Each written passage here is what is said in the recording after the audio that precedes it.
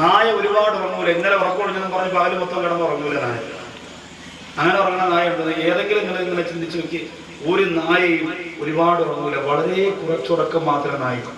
അതുകൊണ്ടാണ് ആ നായ എന്തിനെ ഏർപ്പെടുത്തിയിരിക്കുന്നത്? കാവൽ നിൽക്കണം. കാവൽ നിൽക്കുന്ന ആൾ ഉറങ്ങിയാൽ ഫസ്റ്റ് ആയിരിക്കും. നമ്മൾ കിടന്നുറങ്ങിയാൽ ഭാര്യ ആരെങ്കിലും വിളിച്ചോണ്ട് വരാൻ നമ്മളറിയത്തില്ല. ഉച്ചയ്ക്ക് വന്ന് ചോറ് വെച്ചിട്ട് വിളിക്കാൻ പറയും. അപ്പോ നായ ഉണ്ടല്ലോ, കുറഞ്ഞ ഉറക്കമേ അതിനുള്ളൂ. നായ ഇങ്ങനെ ഉറങ്ങിക്കിടക്കുക ഒരു വീടിന്റെ മുമ്പ്, ഗേറ്റൊന്നും നിനക്ക് ചാടി, അതോടുകൂടി നായ ഉറക്കം വീഴും. ഈ മനുഷ്യനങ്ങോട്ട് ആ മെഡലൊക്കെ അങ്ങോട്ട് പോയി വെട്ടമൊക്കെ വെളിച്ചമൊക്കെ മാറുമ്പോൾ വീണ്ടും ഈ നായ വന്നിടന്ന് ഉറങ്ങണം. പെട്ടെന്ന് എടുത്തോണ്ട് ഇതായിരിക്കണം ഒരു മനുഷ്യന്റെ ഉറക്കം. ഇതേ ആവാവൂ ഒരു മനുഷ്യന്റെ ഉറക്കം. നമ്മൾ ഉറങ്ങുന്ന കാരണം 16 തലയണ ഉണ്ടാവും അല്ലേ? പിന്നെ ഏത് കോലത്തിലാ കിടക്കുക? അനിയനുടുത്തം ഉണ്ടായിരിക്കും, ചേട്ടൻ രാവിലെ എടുക്കൊണ്ട് ഇറങ്ങി വരിക. ഒരു റൂമിൽ കിടക്കുകയാണെങ്കിൽ മര്യാദക്ക് കിടക്കുമോ? വേറെ ഒന്നുമല്ല, നമ്മൾ രാത്രി ഇതിന്റെ ജോലി. മര്യാദക്ക് എന്തെങ്കിലും ദിക്ർ പറയാനുണ്ട്, സലാത്തിൽ ആളൊന്നുമില്ല. രാത്രി ഉറക്കത്തിന് എന്താ പ്രേത സീരിയൽ 12 മണിക്ക് കണ്ടിട്ട് കിടന്നുറങ്ങുന്ന വാർത്ത പിന്നെ എങ്ങനെ നിലവിളിച്ചില്ലെങ്കിൽ എനിക്ക് തോന്നും. അങ്ങനെയുള്ളവർക്ക് ഒരൊറ്റ ദിക്റേ ഉള്ളൂ. ഔദുബില്ലാഹി വിനക്കട്ട ശൈത്താനെ നിനക്കെന്തെങ്കിലും വന്നാൽ എനിക്കെന്തിനു ചെയ്തത് ഒറ്റ ഊതരം കൂടിക്കൊടുക്കും. ചെയ്ത്താൻ പോലും പരിസരത്ത് വരില്ല. രാത്രി ജോലി കഴിഞ്ഞ് വരുന്ന ഭർത്താക്കന്മാർക്ക് തലയ്ക്ക് വിളിച്ച് വന്നതിനാ ജോലി ഇപ്പോൾ. അപ്പോ രാത്രികാലത്ത് ഉറക്കത്തിന്റെ മര്യാദ നമ്മൾ ശീലിക്കണം. കുഞ്ഞുമക്കളെ വിളിച്ചെടുത്തിരുത്തിയിട്ട് അല്ലാഹുമ്മ അല്ലാഹുമ്മ ബിസ്മിക ബിസ്മിക അമൂതു വഅഹ്യാ എന്ന് മക്കളെ കൊണ്ട് പറയിപ്പിക്കണം. ഉറങ്ങുമ്പോ പറയാനുള്ള ദിക്ർ അറിയോ മോനെ? അറിയോ? എന്താ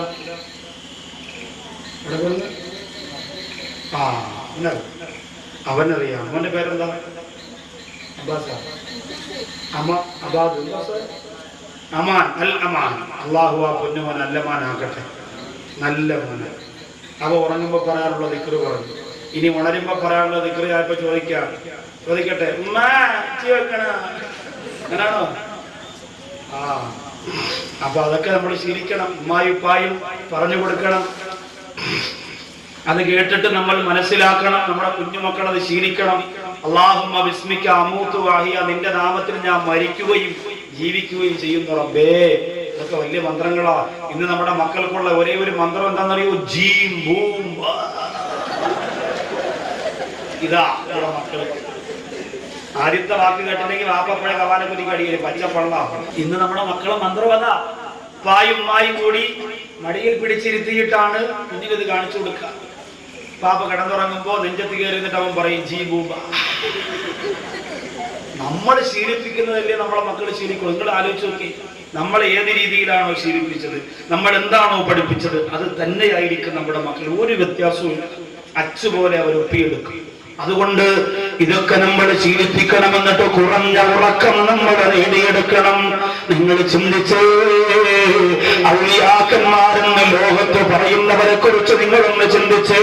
നിങ്ങൾ ഓരോരുത്തരും, നിങ്ങൾ പലരും ചിലപ്പോ ഓച്ചറവട്ട എന്ന് പറയുന്ന ആ മനുഷ്യനെ ചിലപ്പോ നിങ്ങൾ അംഗീകരിക്കുന്നവരുണ്ടാവില്ല, അംഗീകരിക്കുന്നവരുണ്ടാകും. നിങ്ങൾ അംഗീകരിച്ചാലും ഇല്ലെങ്കിലും ഞാൻ ആ മനുഷ്യനെ കുറ്റം പറയാനാവല്ല. എന്റെ പ്രിയപ്പെട്ടവരെ, നൗഷാദ് വാഗവി അംഗീകരിക്കുന്നത് കൊണ്ട് നിങ്ങൾ അംഗീകരിക്കണമെന്ന് നിർബന്ധമൊന്നുമില്ല. ഞാൻ പാവപ്പെട്ടവനാണ്, അറിവില്ലാത്തവനാണ്. ഞാൻ അദ്ദേഹത്തെ വിലായത്തിന്റെ പദവിയിൽ കാണുന്നവനാണ്. അദ്ദേഹം ഉറങ്ങിയിരുന്നത് എത്രയേറാ കണ്ടിരുന്നത്. അദ്ദേഹം രാപകലില്ലാതെ ഒരേ ഉറക്കമുറങ്ങിയിരുന്നത് നിങ്ങൾ എത്ര പേരാ? നിങ്ങൾ ഈ നാടിന്റെ അടുത്ത് കഴിയുന്നവരല്ലോ. നിങ്ങൾ എത്ര പേരാ കണ്ടിട്ടുള്ളത്? ഔലിയാക്കന്മാര് സുഖസുഖത്തിൽ ഉറങ്ങിയിരുന്നത് ലോകത്തിന്റെ വരെ കണ്ടിട്ടില്ല.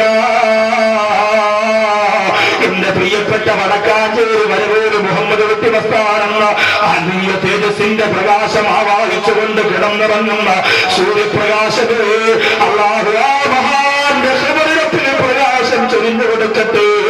ആ മഹാന്റെ ബറക്കത്ത് കൊണ്ട്, ഹക്ക് കൊണ്ട് പാവപ്പെട്ട അടിമകളായ സാധുക്കളായ കഴിവില്ലാത്തവരായ നമ്മുടെ മനസ്സിൽ അല്ലാഹു ഈമാൻ നിറയ്ക്കട്ടെ.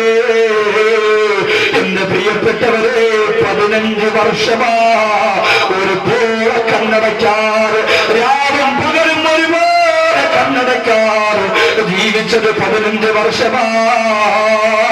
അവരുടെ പാഠം പറ്റാൻ നമുക്ക് പറ്റില്ല. കാരണം നമ്മളൊക്കെ താഴേക്കരയിൽ ജീവിച്ചുകൊണ്ടിരിക്കുന്ന മനുഷ്യരാ, അവരൊക്കെ മസ്ത് കാണിച്ചു പോയവരാ. അതുകൊണ്ട് നമ്മൾ ഉറക്കമടിയണമെന്നല്ല പറഞ്ഞത്. ഖുർആൻ പറയുന്നു വജഅൽനാ നൗമകും സുബാതാ. അല്ലാഹു നിങ്ങൾക്ക് ഉറക്കം തന്നത് അല്ലാഹുവിന്റെ ഖുർആനിലൂടെ തവച്ച റബ്ബ് അനുഗ്രഹമായിട്ട് എടുത്തു പറയുമ്പോ, വിശ്രമിക്കാനാണെന്ന് എടുത്തു പറയുമ്പോ ആ ഉറക്കം കളയണമെന്നല്ല ഞാൻ പറഞ്ഞത്. ഉറക്കമാണ് ഒരു മനുഷ്യന്റെ ജീവിതമെന്ന് വരുത്തി തീർക്കല്ലേ, ആവശ്യത്തിലുള്ള ഉറക്കമല്ലേ. ഇന്ന് ഡോക്ടർമാര് ശാസ്ത്രലോകത്തിന്റെ മാനം സ്വീകരിച്ചുകൊണ്ട് പറയുന്നത് 6 മണിക്കൂർ ഉറക്കം ഒരു മനുഷ്യന്റെ ശരീരത്തിന് അഭികാമ്യമാണ്. അതിനപ്പുറത്തേക്ക് നമുക്ക് ഉറക്കം വേണ്ട.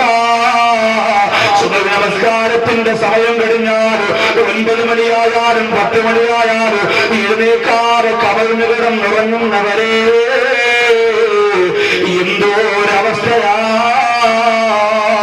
ബഹുമാനപ്പെട്ട ഇമാമുന ശാഫിഈ റഹിമഹുല്ലാഹ് ലോകത്തിൽ നിന്ന് വിട പറയുമ്പോ പൊട്ടിക്കരഞ്ഞുകൊണ്ട് അണികളോട് പറഞ്ഞതെന്തെന്നറിയോ? കൈഫ അസ്ബഹ്തു യാ ശൈഖീ, എങ്ങനെയുണ്ട് ഉസ്താദ് ഇന്നത്തെ പ്രഭാതം എന്ന് ചോദിച്ചപ്പോ അസ്ബഹ്തു മിനദ്ദുനിയാ റാഹിലാ വലിയ ഖവാനി മുഫാരിഖാ ولكأس المنية شاربا ولسوء أعمالي ملاخيا. ലക്ഷക്കണക്കാർ ഹദീസ് മനപ്പാഠമാക്കിയ ശാഫി ഇമാം ലോകത്തോട് പറയുന്നു, ഞാൻ ഇന്ന് തന്നെ മരിക്കാൻ പോവാണ്, അസ്റായീൽ ഇന്ന് തന്നെ എന്നെ കൊണ്ടുപോകുമെന്നുറപ്പാ. അതുകൊണ്ട് വലിസൂഇ അഅ്മാലി മുലാഖിയാ, എന്റെ ഖബറിന്റെ അകത്ത് എന്നെ സ്വീകരിക്കാൻ കാത്തിരിക്കുന്ന ഞാൻ ചെയ്തു പോയ തിന്മകളെ കുറിച്ച് ഓർത്തുകൊണ്ട് കരയുന്നു എന്ന് പറഞ്ഞതാരാ? 7ാമത്തെ വയസ്സില് അല്ലാഹുവിന്റെ ഖുർആൻ മുഴുവനും മനപ്പാഠമാക്കിയ ശാഫി ഇമാമ. 8ാമത്തെ വയസ്സില് അല്ലാഹുവിന്റെ റസൂലിനെ സ്വപ്നം കണ്ട ശാഫി ഇമാമ. ലക്ഷക്കണക്കാരെ ഹദീസ് മനപ്പാഠമാക്കിയ ഇമാമ പറയുന്നത്, ഞാൻ ചെയ്തു പോയ തിന്മകൾ എന്റെ ഖബറിന്റെ അകത്ത് കാത്തിരിക്കുന്നു എന്ന് പറയുമ്പോ എന്റെ പ്രിയപ്പെട്ട യുവത്വമേ, ബഹുമാനപ്പെട്ട ശാഫി ഇമാം ലോകത്ത് ഉറങ്ങിയിരുന്ന രാത്രി വളരെ കുറവാ. നമ്മളോ സിനിമ കണ്ട് ഉറങ്ങിപ്പോകുന്നവര്, പാട്ട് കേട്ട് ഉറങ്ങിപ്പോകുന്നവര്, ഹോം തിയേറ്ററിന്റെ ശബ്ദം കേട്ട് ഉറങ്ങുന്നവര്, റിമോട്ട് കയ്യിൽ വെച്ചുകൊണ്ടറിയാതെ മയങ്ങുന്നവര്, എത്രയോ പേര് കിടന്നിട്ട് പിന്നെ എഴുന്നേറ്റിട്ടില്ല. തിരുവനന്തപുരം വള്ളക്കടവെന്ന് പറയുന്ന സ്ഥലത്ത് കല്യാണം വിൽക്കാൻ വേണ്ടി ഓടി നടന്ന ചെറുപ്പക്കാർ അതെല്ലാം കഴിഞ്ഞ് ക്ഷീണത്തോടെ രാത്രി വന്ന് കിടക്കുകയാ. അടുത്ത ആഴ്ചത്തെ മണവാളക രാവിലെ എഴുന്നേറ്റ് വരുന്ന സമയം കഴിഞ്ഞിട്ടും എഴുന്നേൽക്കുന്നില്ല.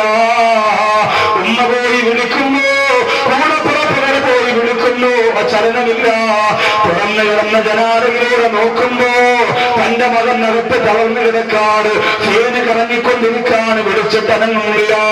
വാതിൽ ചവിട്ടിപ്പൊളിച്ചുകൊണ്ട് അകത്ത് കിടക്കുമ്പോ മരിച്ചിട്ട് മണിക്കൂറുകൾ കഴിഞ്ഞു.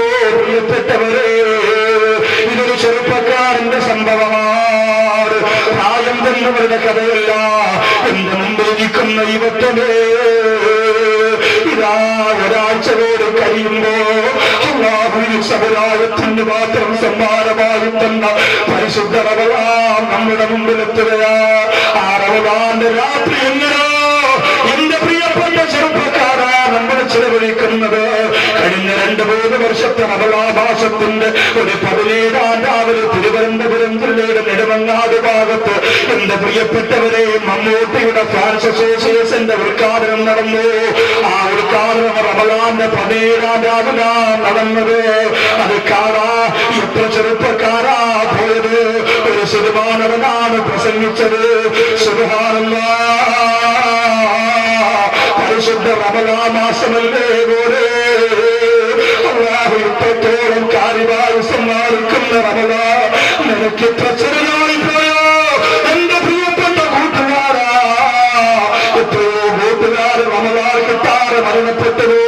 ഇന്നലെ പറഞ്ഞ കാണുന്നില്ലേ, അൻസാബിന് വേണ്ടി ദുആ ചെയ്യാ, നിസാബിന് വേണ്ടി ദുആ ചെയ്യാ. എത്രയോ കൂട്ടുകാരുടെ പേരാണ് ഈ പ്രിയപ്പെട്ടവന്റെ മനസ്സിന്റെ അകത്തുള്ളതെന്നറിയോ? അവരൊക്കെ റമളാൻ പോയില്ലേ, അവർ റമളാനും കാത്തിരുന്നവരല്ലേ. അതുകൊണ്ട് എന്റെ കൂട്ടുകാരോട് പറയാ, കളിയും ചിരിയും അവസാനിപ്പിക്കാറുള്ള നേരമായി പ്രിയപ്പെട്ടവരെ, ഉത്സവപ്പറമ്പിൽ രാത്രികാലത്ത് പോയി ഉറക്കമറിയുന്ന ആ സമയങ്ങളെ മാറ്റിവെക്കാ സമയമായി പ്രിയപ്പെട്ട ചെറുപ്പക്കാരാ, അല്ലാഹുവിന്റെ ദീനിന് വേണ്ടി ഉറക്കമറിയ ഒരുമിച്ച് വന്നു എന്റെ പ്രിയപ്പെട്ട കൂട്ടുകാരാ. അതുകൊണ്ട് ഹസൻ ബസരി റളിയല്ലാഹു അൻഹു പറയാ, ഈ കല്ലെറിഞ്ഞോടിക്കുന്ന നായ ഉണ്ടല്ലോ, ഒരുപാട് ഉറങ്ങുന്ന ജീവിയല്ല, ഉറക്കം കുറഞ്ഞ ജീവിയാ. അതുകൊണ്ട് നീയും പരിശീലിച്ചോ, വളരെ കുറഞ്ഞ ഉറക്കം മാത്രം എതിരെടുത്ത് ആ പാതിരാ സമയത്ത് സുജൂദ് ചെയ്യുന്ന ഈമാനുള്ള കരുത്തുറ്റ മനസ്സ് എന്റെ പ്രിയപ്പെട്ട ചെറുപ്പക്കാരുണ്ടാക്കിയെടുത്തു. അത് പാപ്പമാർക്ക് പറഞ്ഞിട്ടുള്ളത് മാത്രമല്ല, ഉമ്മമാർക്ക് ചെയ്യാൻ വേണ്ടി മാത്രമുള്ളതല്ല. പാതിരാ സമയത്തെ ഇബാദത്തിലേക്ക് എന്റെ സഹോദരങ്ങൾ മടങ്ങി വരണേ.